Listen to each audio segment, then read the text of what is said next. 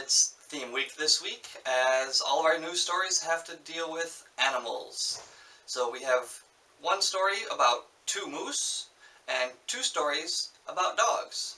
I'm your host, Chris Hardy, and this is the Strait Beer News for the week of September 4th, 2016. Our first news story is a trademark battle between Moosehead Brewery in New Brunswick, Canada, and Adirondack Pub and Brewery in Lake George, New York. And like any other battle, I figured how else to describe it other than through actual boxing rounds. Round 1. Moosehead Brewery contacted Adirondack Pub and Brew about an infringement on their trademark, or at least a supposed infringement on their trademark, by using the name Moose in their root beer soda that they call Moose Whiz. Apparently there were some discussions maybe between the lawyers at the initial phase, and then when those fell through, Moosehead Brewery issued a cease and desist order at some point last year. Round 2. John Carr, the owner of Adirondack Pub and Brewery, after receiving the cease and desist order, went on a social media campaign lambasting Moosehead Brewery, saying that they don't own the word moose, initiated a hashtag called Free the Moose. He also went on to YouTube and created a YouTube video to plead his case and to show his side of the dispute between the two, during which he took steps to call Moosehead Brewery a multinational corporation, implied that they're a bully, pushing their weight around to impact or to affect the smaller breweries. Round 3. Just this week, the judgment came out, so there was a settlement in the dispute, and the judge ruled in favor of Moosehead Brewery. As a result, the judge also declared that in addition to having to discontinue the use of the Moose Whiz name and logo, the Adirondack Pub and Brewery also owed $8,800 in damages to Moosehead Brewery as a result of John Carr's social media campaign. Game over. Adirondack Pub and Brewery, as of this week, still says that they plan to make a root beer for their clients that come into their brew pub. However, it remains nameless at this time. Now, the first of my two dog stories is about Dogfish Head. So Dogfish Head this week announced that they are changing the labels on their beer. 7 of their more popular beers are being redesigned to be a brighter color, to be more uniform, to be a more cohesive brand portfolio among all of their beers.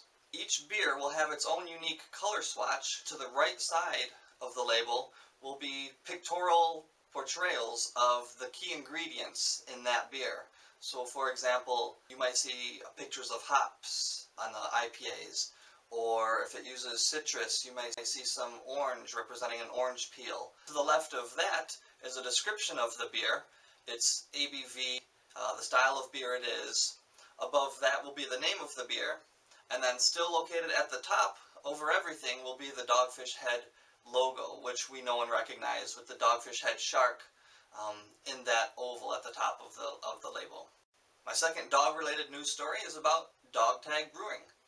If you're not familiar with Tag Brewing, which many people may not be, it's a Montana-based brewery started by a former Marine named Seth Jordan. Now, Seth had a concept of Toast a Hero, and this idea is that as you're drinking your beer, you can raise your glass or raise your can and toast one of our military veterans. His idea was to design on the can a dog tag, and on that dog tag will be the name and brief biography of a fallen Gold Star soldier. So in case you don't have any relatives or family or close friends who served in the military and don't have necessarily a hero that you know of to toast, you have one available on that label of that beer.